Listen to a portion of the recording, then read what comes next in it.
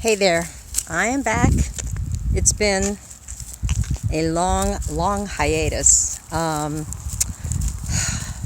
Since maybe November, December, I can't remember. I guess I have to look and see the dates on the last videos that I posted. But I actually went through a pretty scary little emergency just prior to our planet going through this crisis, which is probably a good thing that it happened before and I had to go to an emergency room, because if it happened now, I actually don't think I'd be able to get into the hospitals.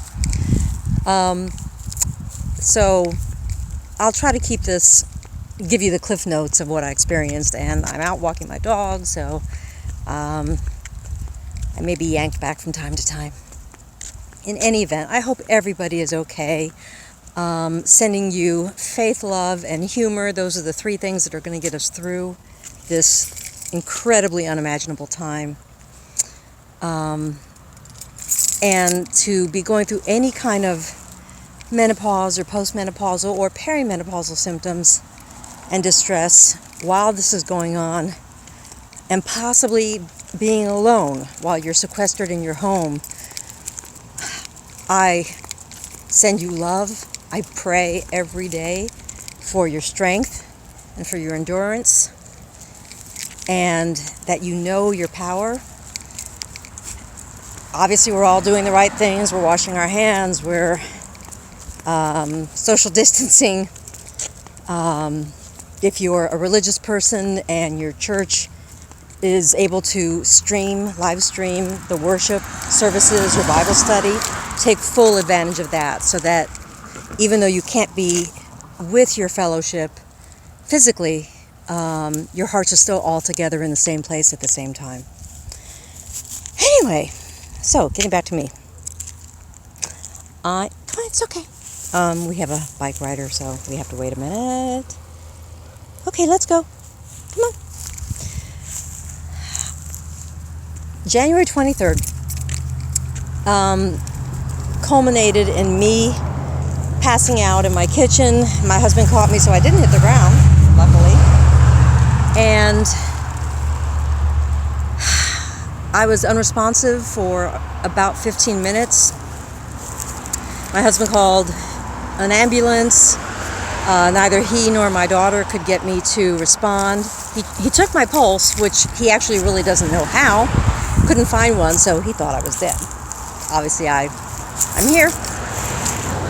Hold on one second. Come on, this way. Let's go. No, I'm not a mean dog owner. She's just being very stubborn today. Anywho, I wake up and there's all these big EMT guys surrounding me, putting stickers and wires on my chest, I guess to check my cardiac response. And one of them said, "Mrs. Allen, can you hear me?" And I said, "Yes." And he said, "Can you open your eyes?" And I tried, and I felt like I'd been drugged, like over-fatigued, just really hard. But I struggled to open my eyes, and I looked at him, and he said, "Do you know who the president is?" And I said, "Is it still Trump?" And he laughed and said, "Okay, well, her brain is fine, clearly. So let's get her to the emergency room and figure out what caused this collapse." So they took me in the ambulance, which, quite frankly, was not a fun ride. But I was in and out of consciousness. When we got there, I was confused. I wasn't really sure why I was even being taken to a hospital. They ran some tests, and lo and behold, determined that the high dosage of Ativan, or it's actually the Razepam, that I've been taking for anxiety, associated with menopause, my system basically developed an allergy to it. So every time I was taking a dose, I was poisoning myself. And what I didn't mention was the 2 months prior to this emergency visit, I couldn't eat. I had no appetite. In fact, food, the smell of it, the look of it, the idea of it made me sick to my stomach. I lost 25 pounds, which I gained back. Not all of it, but a lot of it. So when they got me to the hospital, they said I was malnourished. I was dehydrated. When the blood work came back, they had determined that it was the Ativan that was causing this imbalance in my body and in my system, and basically told me I had to stop. Now, here's the thing.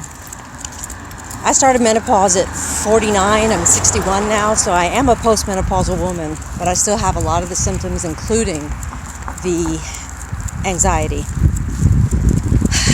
Last summer of 2019, I stopped conventional hormone replacement therapy and went on to the creams, which I think have worked pretty good. But what did come back with a vengeance was serious anxiety and panic attacks, even while taking Ativan.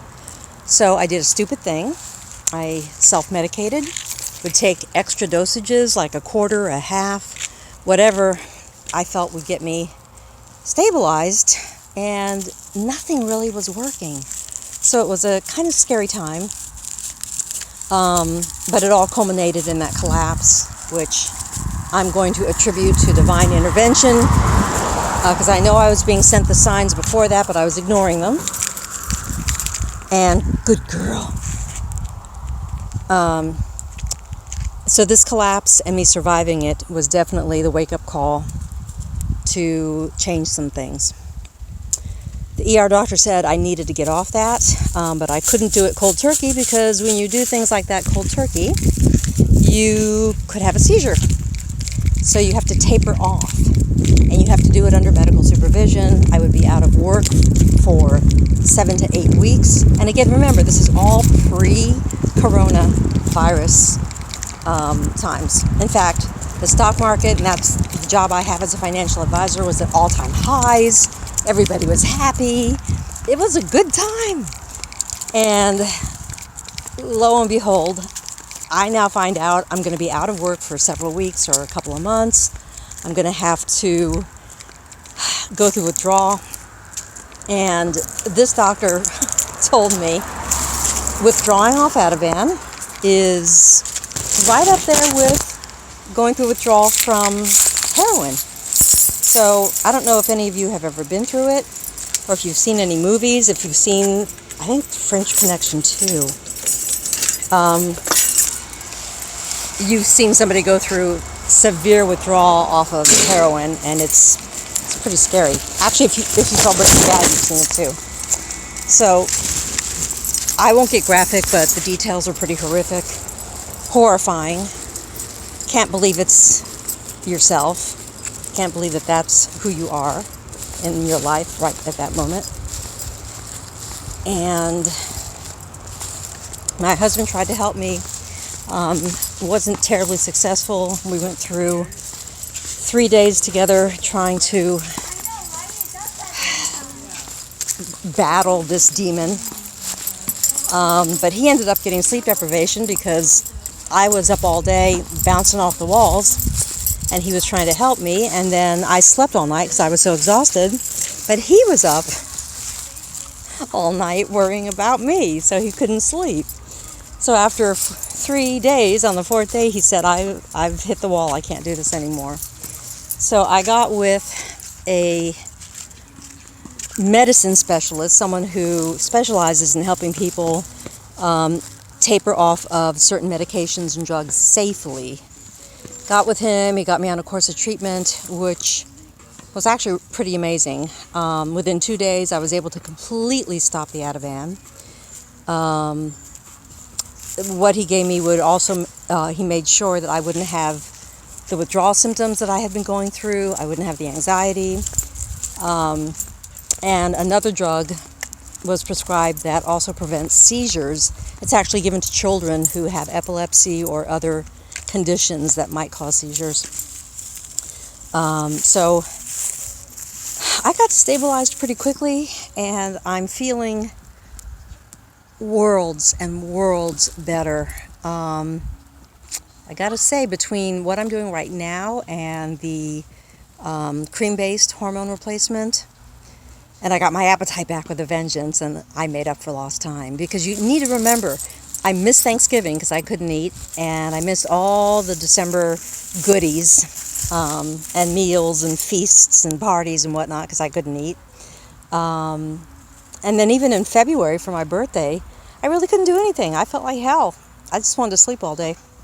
So I feel great now. I'm making up for it. A lot of the symptoms are pretty much gone. I'm still in this treatment program. It probably will go on for about another 6 months. And I still have some of the good old postmenopausal moments that haven't quite gone away, like head fog. You know them all. But the worst, absolutely the worst, was the anxiety and so forth. So I'm going to share something. Probably it's too much information. Oh, sorry, I dropped the leash. I'm not entirely certain which medication is causing this right now. I can't even believe I'm sharing this with you on video.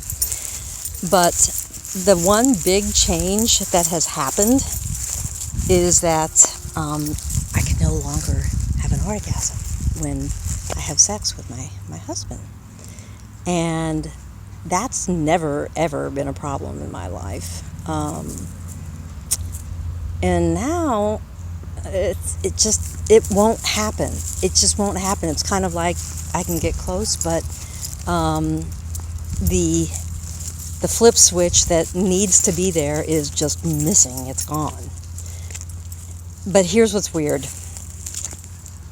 I would forfeit orgasms for the rest of my life rather than ever go through one panic attack again.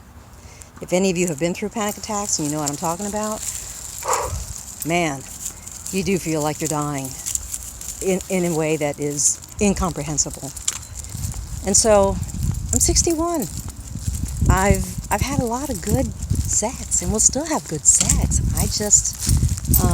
I'm not going to get the happy endings, but that's okay. I'm really okay with that. I will seek my comfort in food. That's my orgasm. So, there it is. You have it. I'm going to wrap this up. Tell you all again that I love you. Continue doing what you need to do to stay safe. Try not to be frightened or scared. This will pass. This is our generation's unimaginable event. I thought it was going to be 9/11. I thought that was enough, but apparently we're being tested, but we're all going to pass. And even those who don't, that's okay. Everyone has a journey that they have to take, and we'll reach our destination one way or another. I love you. Take care. I'll be back soon. Bye.